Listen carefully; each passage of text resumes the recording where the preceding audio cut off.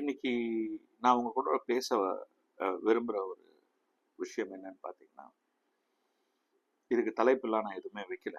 நான் அப்படியே பேசுகிறேன். இன்ஃபேக்ட் வீடியோ முடித்த பிறகு தான் நான் இதுக்கு என்ன சரியான தலைப்பு வைக்கலான்றது என்ன சிந்திக்கணும். ஏன்னா இந்த இந்த சப்ஜெக்ட் நான் பேசணும் அப்படின்றதுக்கு உண்டான ஒரு ஊந்துதல் வந்து பார்த்தீங்கன்னா, ஒரு ஒரு பர்டிகுலர் லைன் அது. I came across a script and that script was titled காலம் உருட்டும் தாயம். அந்த டாபிக் எனக்கு ரொம்ப பிடிச்சது. காலம் உருட்டும் தாயம். இது வந்து எதை பற்றியது அப்படின்னு பார்த்தீங்கன்னா, அவங்க அந்த மகாபாரதத்தில் நடக்கிற அந்த குறிப்பிட்ட சீன் இருக்குல்ல, வேர் பாண்டவர்களும் இன்னும் கௌரவர்களும் சேர்ந்து அந்த ராயப்பாஸ் ஆடுவாங்க, சகுனி, அந்த பர்டிகுலர் எபிசோடு பற்றியான ஒரு ஸ்கிரிப்ட் அது. ஒரு இன்ட்ரெஸ்டிங்கான ரைட்டப், இன்ட்ரெஸ்டிங்கான interpretation. I will also share that at the end of the video. So அந்த ஒரு பர்டிகுலர் லைனை படிக்கிறப்போ எனக்கு ரொம்ப இன்ட்ரெஸ்டிங்கான ஒரு விஷயம் புரிஞ்சு. Time is the best answer to all our problems. Time is a healer. காலம் வந்து நம்மளுடைய பல கேள்விகளுக்கு பதிலாக காலம் தான் அதுக்கு பதில் சொல்லும். இது ஏதோ வந்து ஒரு பதில் தெரியாதவன் சொல்ற சாக்கு, பெரியவங்க சொல்ற ஒரு ஜாடமாடையான பதில் அப்படிலாம் இல்லை. ரொம்ப சென்சிபிளா திங்க் பண்ணிட்டு தான் நானும் இதை சொல்றேன். Time is the best healer. காலம் தான் ஒரு சிறந்த மருந்து, பதில், பொருள்.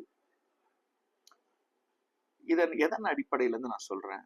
சயின்டிபிக்கா சொல்றேன்னா இல்ல ஸ்பிரிச்சுவலா சொல்றேன்னா? நான் ரெண்டும் கலந்து தான் சொல்றேன்.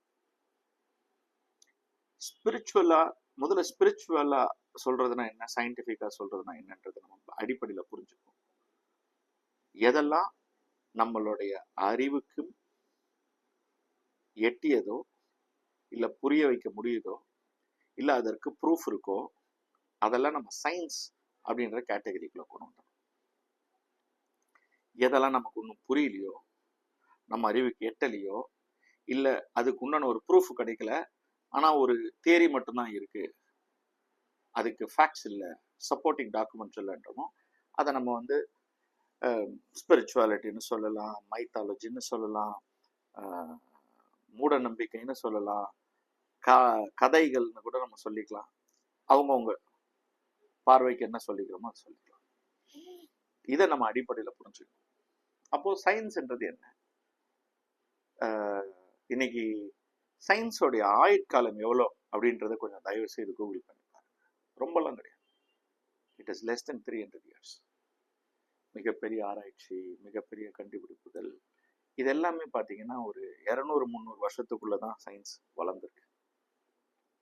ஒரு real growth spectrum of science, கண்டுபிடிப்பு, ஆராய்ச்சி, ஒரு பூமியோட தத்துவம் என்ன, இந்த அண்டா சராசரம் எப்படி இருக்கு, வாட் இஸ் கேலக்சி, சூரியன்னா என்ன, சந்திரன்னா என்ன, நமக்கு மேல என்ன இருக்கு, இந்த நோய்க்கு என்ன தீர்வு, இந்த ப்ராப்ளத்துக்கு என்ன சொல்யூஷன், இப்படி இந்த க்ரோத் ட்ரெஜெக்டரி பார்த்தீங்கன்னா இந்த ஒரு லெஸ் தென் 300 years தான் நான் சொல்றேன். ஸோ இது ஏன் நான் சொல்றேன்னா, ஒரு 200 வருடத்துக்கு நம்ம ஒரு நியூட்ரலா ஒரு பாயிண்ட் எடுக்கும். ஒரு 200 yearsக்குள்ள கண்டுபிடிக்கப்பட்டது, புரிஞ்சுக்கப்பட்டது, ப்ரூஃப் எடுக்கப்பட்டது தான் இப்போ நம்ம பார்க்குற இவ்வளோ பிரம்மாண்டமான இந்த சயின்ஸ்.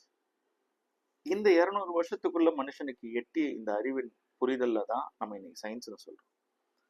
பட் இந்த மனுஷன் இந்த உலகத்துக்குள்ள எவ்வளோ வருஷங்களா, எவ்வளோ லட்சம் வருஷங்களா வாழ்ந்திருக்கான் அப்படின்றத கம்பேர் பண்ணி பார்க்குறப்போ இந்த 200-300 வருஷத்துல நம்ம கண்டுபிடிக்கப்பட்டது தான் ஒரு ப்ரூஃப் ஆஃப் கான்செப்டா நீங்க ஏற்றுப்பீங்கன்னா I won't take it. There are so many other things. இன்னும் நிறைய விஷயங்களுக்கு சயின்டிஸ்டுக்கு பேர் தெரியல. இது ஏன் வருதுன்னு தெரியல, இது ஏன் நடக்குதுன்னு தெரியல. இன்னும் நிறைய விஷயங்களை நோக்கி அவங்க இன்னும் தேடிக்கிட்டே தான் இருக்காங்க. நம்ம இது வரைக்கும் கண்டுபிடிச்சது தெரிஞ்சதை வச்சுக்கிட்டு science is great and everything is science, சயின்ஸாக தான் பார்க்கணும் அப்படின்னு சொல்கிறோம். இன்னும் என்ன கேட்டால் அது முட்டாள்தனம். எந்த ஒரு சயின்டிஸ்ட், மிகப்பெரிய சயின்டிஸ்ட், தாமஸ் ஆல்வா எடிசனாக இருக்கட்டும், இல்லை ஆல்பர்ட் ஐன்ஸ்டீனாக இருக்கட்டும், ஆப்பன்ஹைமராக இருக்கட்டும், இவங்க எல்லாருமே அவங்களுடைய வாழ்க்கையில் ஒவ்வொரு காலகட்டத்தில் ஸ்பிரிச்சுவாலிட்டி என்ன அப்படின்றத பற்றி பேசியிருக்காங்க. தயவுசெய்து அதையும் போய் படித்து பாருங்கள். தே ஆல் ஹவ் அக்செப்டட் கட்டுறது கையளவு, கல்லாதது உலகளவு அப்படின்ற அந்த தத்துவத்தை புரிஞ்சுக்கிட்டு தான் அவங்க பேசுகிறேன். நமக்கு மீறிய சக்திகள் இருக்குது, அதை ஒன்றும் நம்ம புரியப்படலை, புரிஞ்சிக்காத வரைக்கும் அதை சயின்ஸ்குள்ளே கொண்டு வர முடியாது அப்படின்னு சொல்லிட்டு. பட் இந்த டைம்ன்ற சப்ஜெக்ட் நீங்கள் பார்த்தீங்கன்னா அதை சயின்டிஃபிக்கலாகவும் கொண்டு வரலாம், ஸ்பிரிச்சுவலாகவும் கொண்டு வரலாம். So what do you mean by that? இன்னைக்கு பார்த்தீங்கன்னா நிறைய ப்ரூஃப் ஆஃப் கான்செப்ட்ஸ் இருக்கும். நிறைய பேர், நீங்கள் அது வந்து எந்த துறையாக இருக்கட்டும், ஒரு ஸ்போர்ட்ஸ் பர்சனாக இருக்கட்டும், ஒரு பிஸ்னஸ் பர்சனாக இருக்கட்டும், ஒரு ஃபிலிம் பர்சனாலிட்டியாக இருக்கட்டும், ஒரு பொலிட்டீஷியனாக இருக்கட்டும், 4 மேஜர் 4 கேட்டகரிஸ்லேருந்து சொல்கிறேன். இவங்க எல்லாருமே பார்த்தீங்கன்னா they would have had their time of their peak and their fall. யார் அவனை எடுத்துனீங்க பாருங்க, மிகப்பெரிய வெற்றியாளர். They would have failed miserably at one point. They would have been rejected by everybody at one point. Again they would have had a comeback. இந்த graph நீங்க பார்க்கலாம் எல்லா இடத்துலையும். ஏன்? ஒருத்தனுக்கு அறிவு இருக்கு, அனுபவம் இருக்கு, வாய்ப்பு இருக்கு, திறமை இருக்கு, உழைப்பு இருக்கு. அதனால தான் அவனோட முயற்சியில் ஒரு மிகப்பெரிய சக்சஸ் எடுத்து அடையலாம்.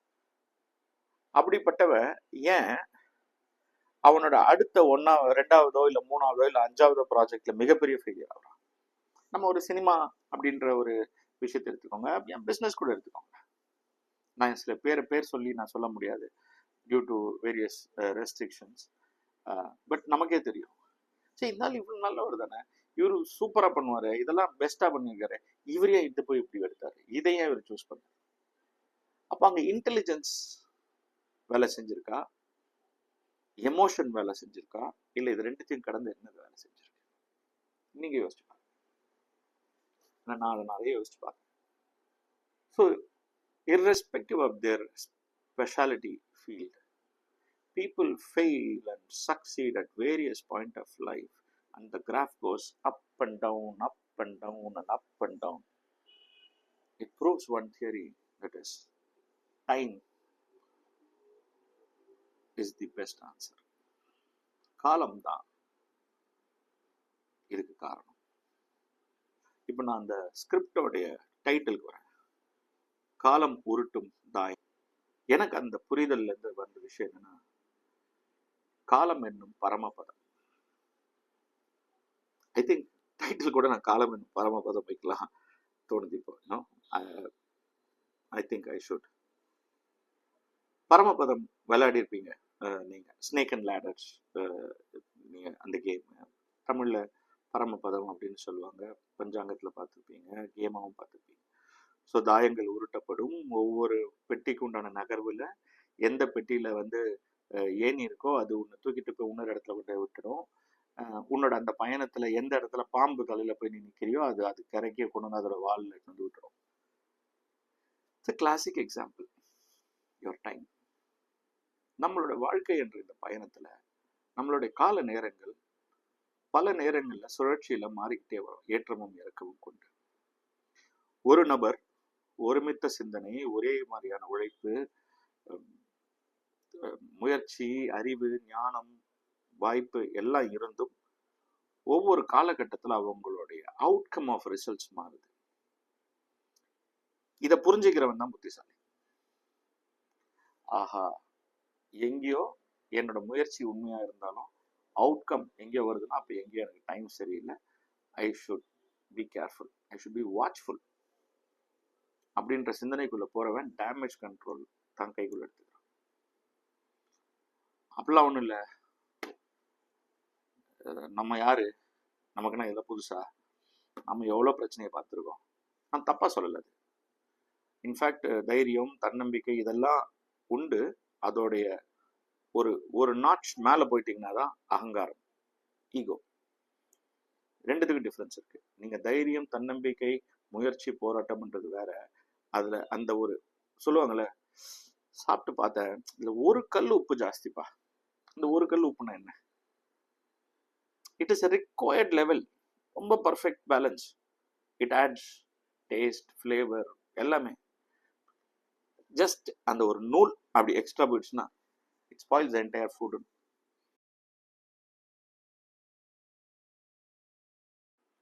இல்லை, இது எல்லாமே உன்னுடைய கண்ட்ரோல்ல தானே இருக்கு.